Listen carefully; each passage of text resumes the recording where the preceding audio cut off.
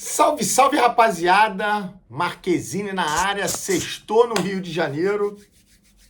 Antes da gente falar de Vasco, obviamente, queria pedir para que vocês ativem aqui o sininho, dá o joinha pra gente, ativem aqueles 3 6 mágicos, curtir, compartilhar, comentar. Então, dê sempre a opinião de vocês, se posicionem, debatam com a gente aqui, colocando nos comentários.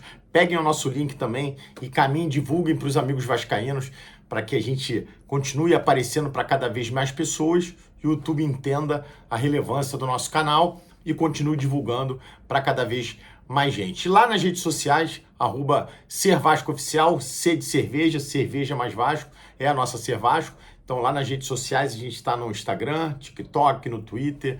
Então sigam a gente lá também, dá essa moral, a gente vem ganhando seguidores aí consistentemente, então deixa a gente muito feliz, a gente que vem colocando conteúdos diários, seja lá no Instagram, nas redes sociais, seja no YouTube, mas a gente está sempre passando aqui diariamente para deixar um recadinho com vocês. Bom, falando um pouquinho de Vasco, queria pedir antes, né? Na verdade, eu quero agradecer antes essa camisa aqui espetacular. Então, queria agradecer aos meus camaradas Léo e Alan, donos lá do Gigante Nordestino.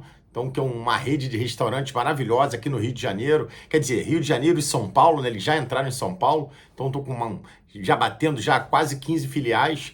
Rio, nesse eixo Rio e São Paulo. Então, com muito carinho aqui, eles me deram essa camisa do futebol americano do Vasco. Obrigado aos meus irmãos, obrigado pelo apoio, obrigado pela parceria aqui no nosso canal. E, de novo, super indico.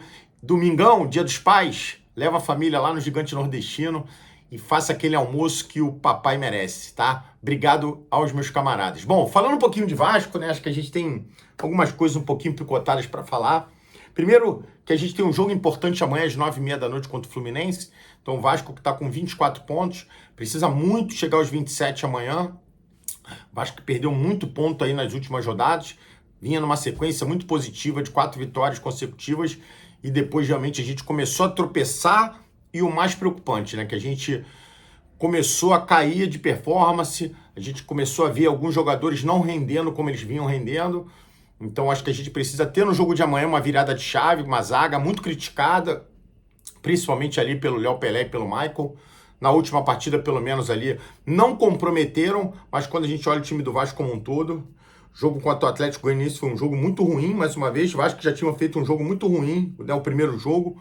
Esse segundo jogo foi tão ruim quanto, principalmente pelo fato da gente estar jogando em casa, com o estádio lotado. Eu acho que a gente não pode sofrer aquela pressão que sofreu, ter a dificuldade. O Vasco que jogava por uma vitória simples, fez o resultado e depois teve dificuldade para poder segurar, né? Então, mas o mais importante, e aí como eu falei, é que o Vasco passou de fase, estamos entre os 8 melhores da Copa do Brasil, isso é importante.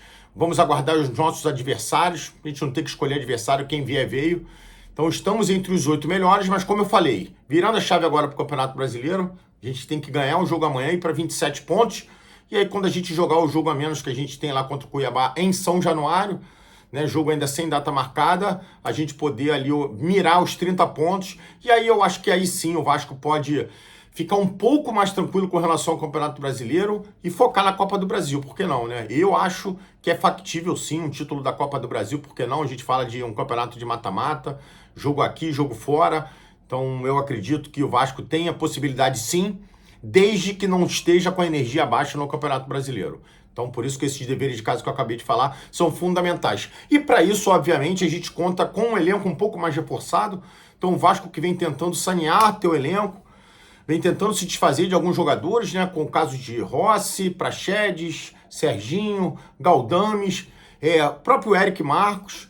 Então o Vasco vem realmente buscando clubes para esses jogadores, vem tendo algumas dificuldades, tem até aparecido interessados, mas esses próprios jogadores não têm se animado muito com as propostas para sair e acabam dificultando uma pretensão do Vasco de sanear e diminuir. Só esses jogadores que eu citei já batem ali quase que 1,5 milhão na folha salarial. E o nosso diretor, o Marcelo Santana, ele foi muito claro em dizer que o Vasco precisa se desfazer de alguns jogadores para poder contratar outros. O Vasco já tem uma conversa em andamento com o Maurício Lemos, com o zagueiro lá do Atlético Mineiro. É um bom reforço. Se estiver jogando, pelo que eu li, ele vem numa série de lesões, né, sucessivas lesões lá no Galo, mas a gente sabe que se estiver jogando, agrega bem.